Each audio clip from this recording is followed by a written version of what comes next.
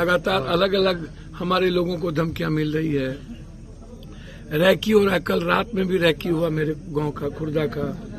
और मैंने कहा कि पूर्णिया में लोग मैसेज देते हैं कि मैं पूर्णिया में हूं, मारूंगा ही मारूंगा, झारखंड में हूं, मारूंगा।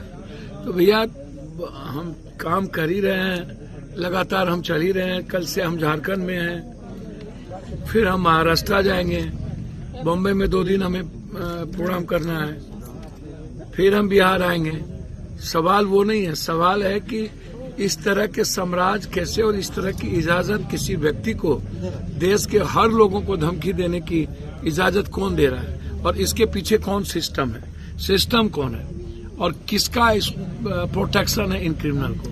बिना सत्ता और बिना सिस्टम के प्रोटेक्शन के किसी की हैसियत नहीं है किसी को धमकी देने की। जब आप एक तरफ बुलडोजर से बुलडोज कर देते हैं और चुन चुन के जाति के आधार पर क्रिमिनल को आप कहते हैं कि मैंने इनकाउंटर कर दिया, और एक जाति के इनकाउंटर की कोई बात नहीं होती है, तो मैं सरकार से 2 सवाल करना चाहता हूँ। एक सुशांत के मैटर पर, जिसकी हत्या बॉम्बे में हुई थी, तब भी मैंने ये सवाल किया था, आज भी कर रहा हूँ कि दोनों जगह सरकार होने के बाद आज तक आप न्याय नहीं दिला पाए।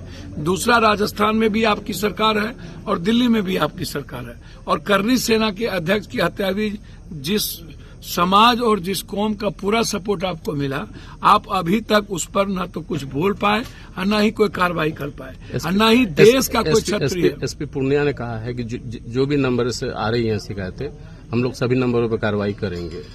भैया मैं धन्यवाद देना चाहूंगा कि कानून हमेशा ऊपर रहे, मजबूत रहे, कानून के नेटवर्क के सामने किसी का नेटवर्क ना हो। और मैं पूर्णिया एसपी को खास तौर पर धन्यवाद दूंगा कि एक शुरुआत, उन्होंने अच्छी शुरुआत की, लेकिन जो लगातार लॉरियन या जेल से जैमर को बंद करके बात करवाने का प्रयास कर रहा था, वह व्यक्ति की गिरफ्तारी होना सख्त आवश्यक है। और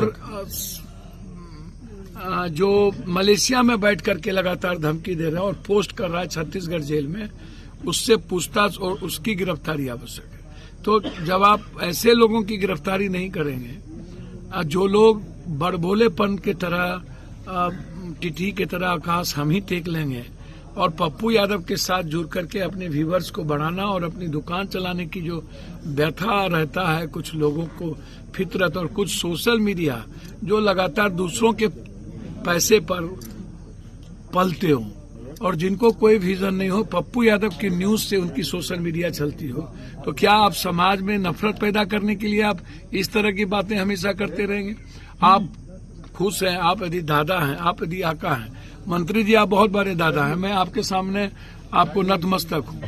जब पत्नी की बारी आई तो हमने आपको परिवार की तरह मदद किया, सुशांत की बारी आई तो सबसे पहले जाके मैंने कहा मर्डर है। आप क्या जस्टिस कर पाए?